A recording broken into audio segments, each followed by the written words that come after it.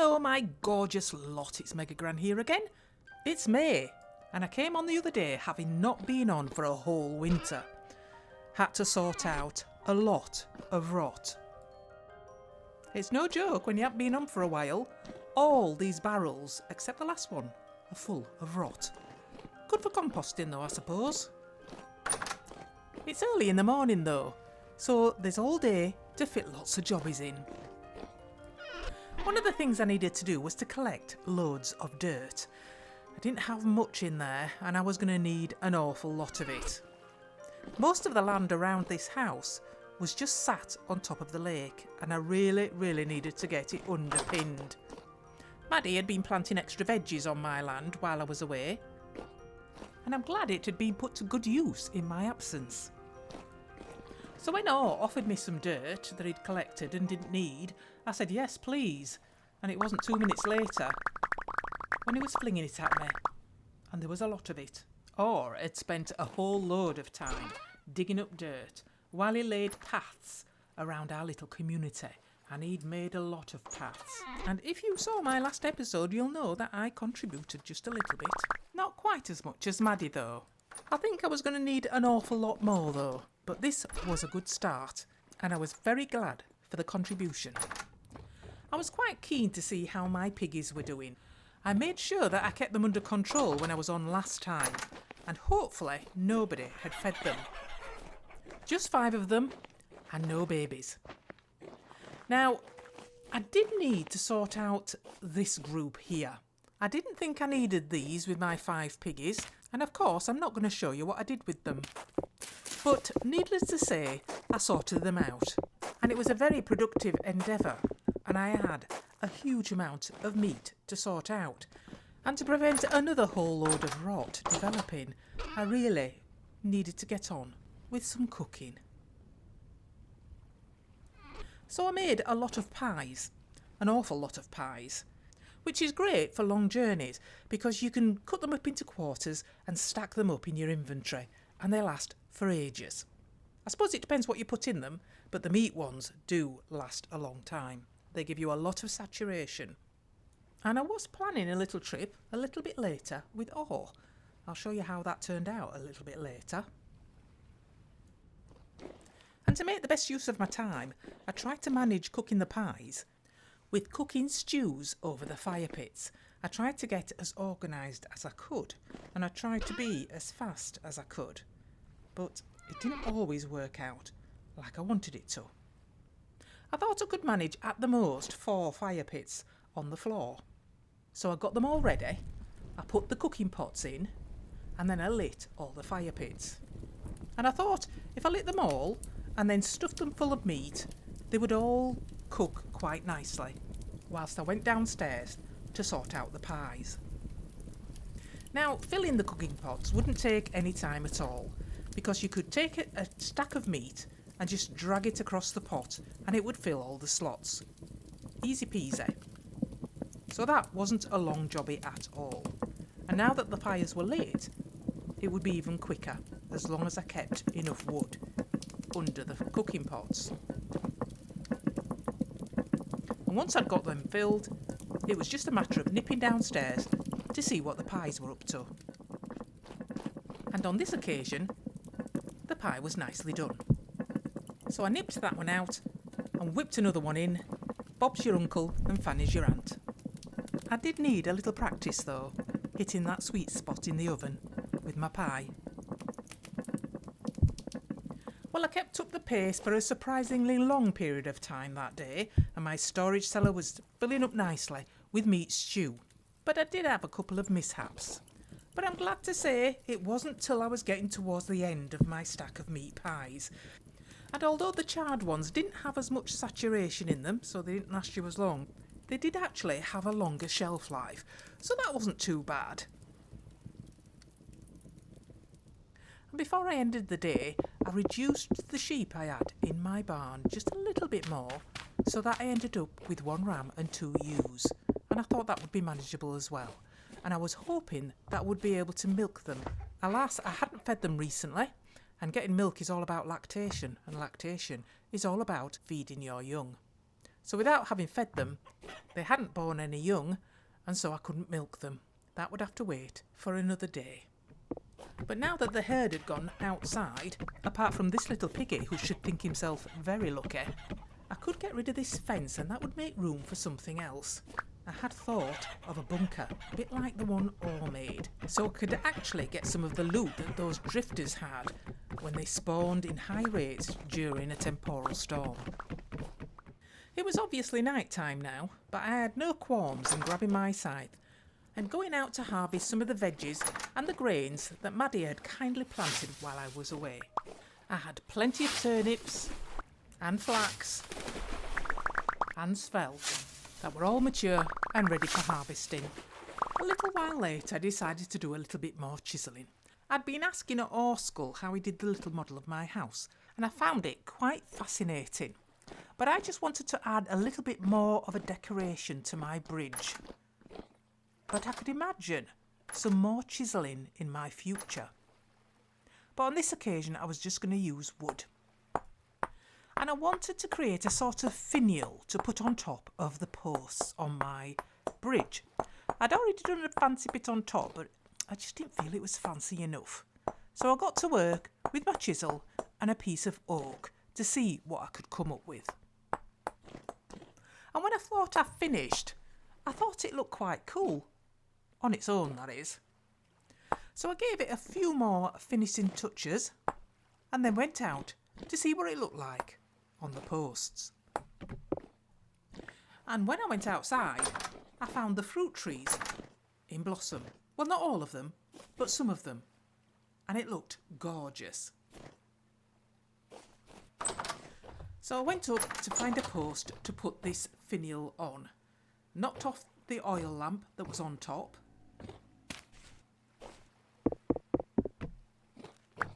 And placed the finial on top.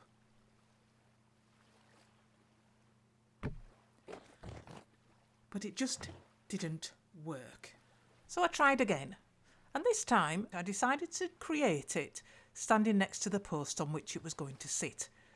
Really because I wanted it to be a sort of seamless addition. And once I'd got my bearings and I'd got the right sized chisel, I went to work.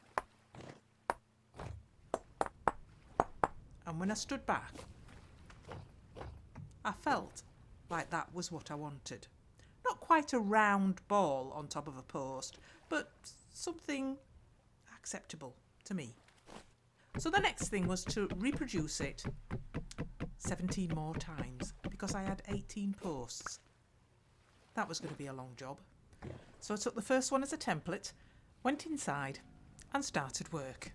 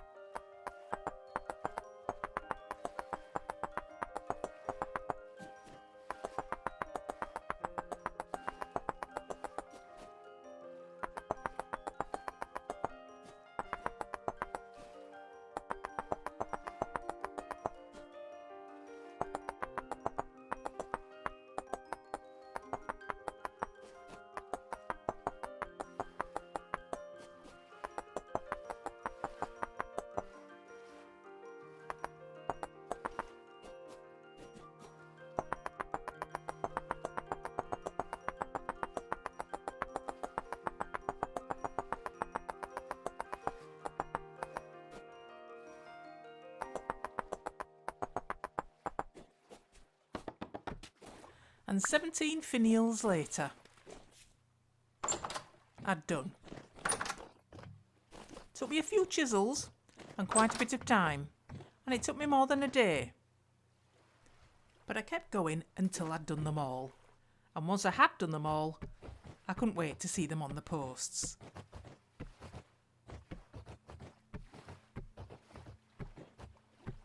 Nice. That would do me. I was quite chuffed with those. And then I got on with that mundane job of laying that dirt underneath my gardens. I wanted it to look more natural, like they were supposed to be there, and not like I'd just floated them on top of the lake. I would need more dirt, of course, But once I'd laid the dirt that I'd got, I turned my thoughts to upgrading my tools, and that would mean more mining. It was several days later when I decided it was time to go and do some mining. Well, at least prospecting. It was quite a misty morning, but all the trees around me were now in blossom, and it looked so pretty as the blossom fell off the trees and floated across the lake. I had my prospecting pick, I had some food, and I just had to pick a direction in which to go. I asked Or if he had a direction he hadn't been in yet, and he said it hadn't done much exploring to the west. So I had a look on the map, and I thought, why not? West I would go. I was soon back though to pick up some ladders. I already had some and I didn't want to make any more. And then I thought I should really take some healing balms. You never know what you might come across. And from previous experience of exploration, they do come in handy on occasion. And I'm sure I would have forgotten something else. But hey ho, it wasn't long before I came across quite a good looking hole. I saw some quartz near the top of it, so I thought I'd venture in and have a go with my prospecting pick. I started off with a density search, which meant I needed 3 samples 4 blocks away from each other. And that returned the probability in percentages of ore being in that chunk. And I was hoping for medium or bountiful amounts of something. But alas, on this occasion, it was minuscule amounts of several things, which I didn't think was really worth pursuing. I hadn't noticed someone approaching whilst I grabbed my pick to mine some of the quartz. I realised that my pick wasn't up to it when I saw the sparks. I needed a bronze pick for that. It was Or, who nearly frightened me to death when he jumped into my hole. He had decided to accompany me on my little expedition, and I must say I appreciated it a lot. It was very much safer travelling with a companion than going it alone. And after conveying what my prospecting pick had come up with, we decided to move on. And for me, the sound of not too distant drifters helped with that decision. A little bit further on, we came across our first wolf. Or spotted it first, and I got out my sling to give a little hand with its demise.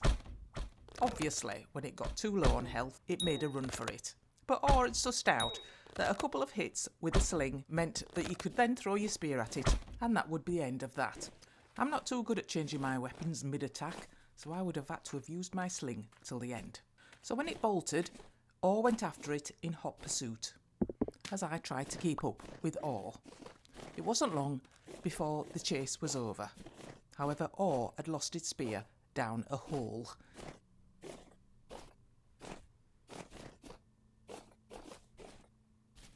It was quite a deep hole, quite ripe for prospecting. So whilst Or retrieved his spear, which had gone a little way down the hole, I thought I'd try my hand at the other type of search, which was a node search, and that would tell me if there was anything nearby. And I only needed to break 1 block for this. Nothing. That spear had gone quite a way, but Or was quite adept at climbing up and down holes, so he soon retrieved it and was on his way back. He didn't quite make it to the surface before he was down again, having just misplaced his footing. But he quickly confirmed that he was okay and started his journey back up again, whilst I dug to the surface, only to unearth some gravel, which wasn't very helpful really, but caused no damage, thankfully. It could have been nasty. Whenever we came across a ruin, I wasted no time in getting a little bit of cobble and seeing if there was any treasure around.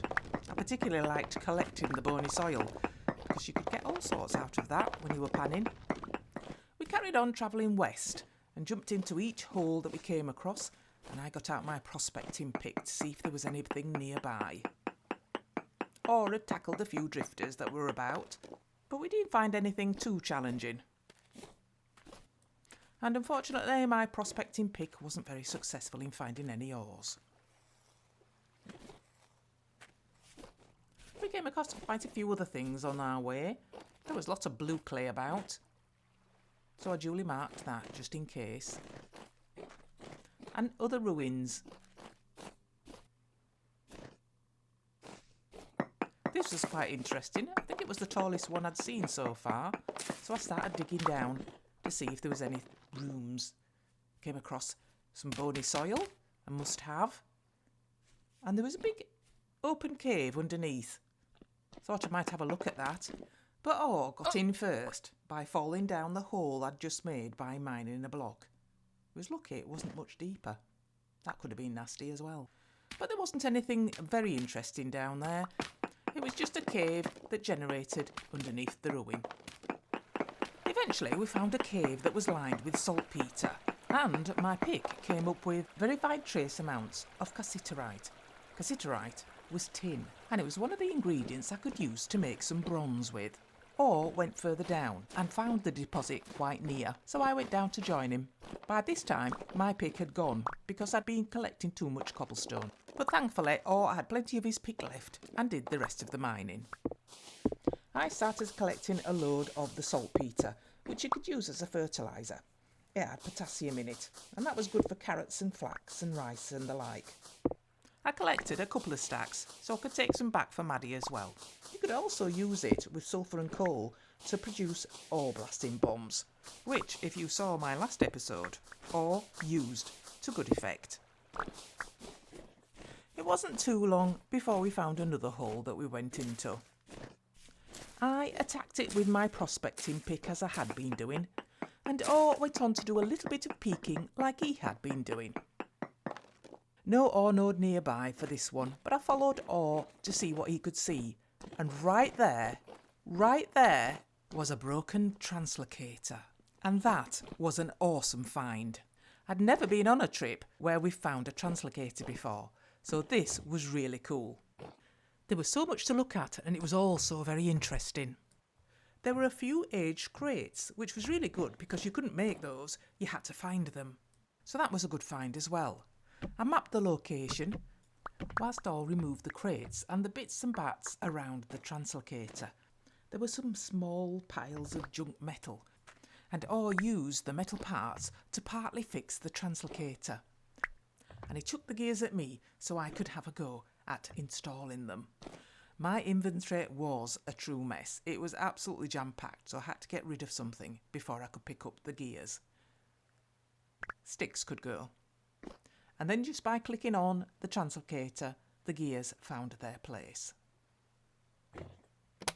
That looked pretty cool. We also needed 3 temporal gears to get it fully functioning, and Orr promptly set off to go and get them. And I decided to follow on, because my inventory was too full to collect anything else anyway. So we set off for our journey home, and I made sure that I marked the entrance of the cave before I left. On the map it looked a fair way from the translocator, and it might have given us a bit of a problem when we tried to find it again when we came back. It didn't seem to take any time at all to get back home. The rain had started on our journey, and it was pouring down by the time we got home. It was so nice being home, but I was quite excited about the prospect of finding out where that translocator was going to take us, so it wouldn't be long before we'd be out on our journey back to it. But I had to sort out my inventory first. I was particularly interested to see how much tin I'd got. It was poor chunks though, so that meant when I crushed it with my hammer I would just get 30 nuggets, and you needed 20 pieces to smelt into 1 tin ingot, so I needed to do a lot more mining before I could get to the Bronze Age. I thought I'd take the opportunity while waiting for Orr to come back to deliver Maddie some saltpeter. I was a bit hungry as I'd lost my pies on the way back home. I think because I had a full inventory. I'd have to keep an eye on that in future. But Maddie was home, and before I left she wanted me to have a look at some fences that she'd made. And as is customary when you've got a hungry visitor, she obligingly threw some pies at me. Nom nom nom, very nice. The fencing Maddie wanted me to have a look at was made out of some new wood she'd acquired, walnut, and it looked quite gorgeous, and it fitted in so well with many of the other muted tones that were available. I stepped back a bit so I could take it in. She'd expanded quite a bit, and it now looked like a Scottish Highland longhouse.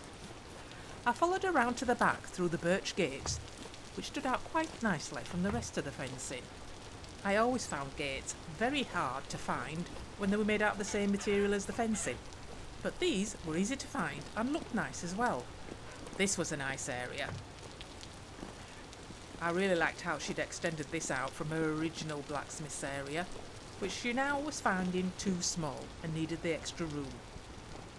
I popped out to have my last look at the outside area and found I really liked the way she'd extended it out. She was creating a really nice space. I really liked it. Back home I made sure to replenish my food supplies. And before I knew it, Orr was on his way back, and we were soon on our way back to the Translocator, which didn't take long at all. I suppose not having to dip into every hole we came across helped speed the journey along, and of course we'd marked the entry point, so it didn't take us long to locate it again.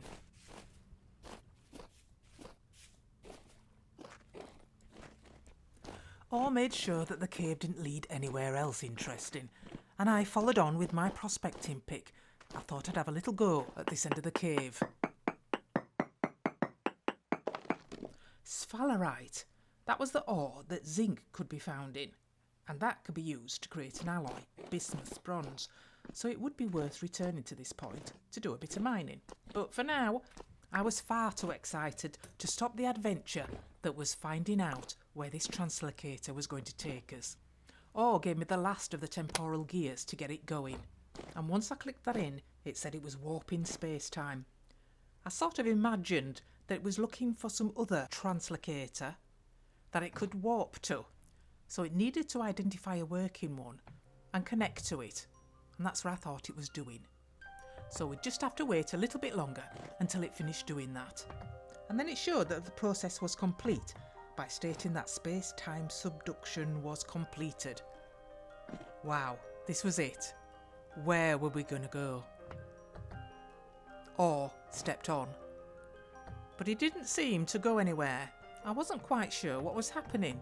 It seemed to be doing something, so I stepped on, and in a flash, I was in a new location.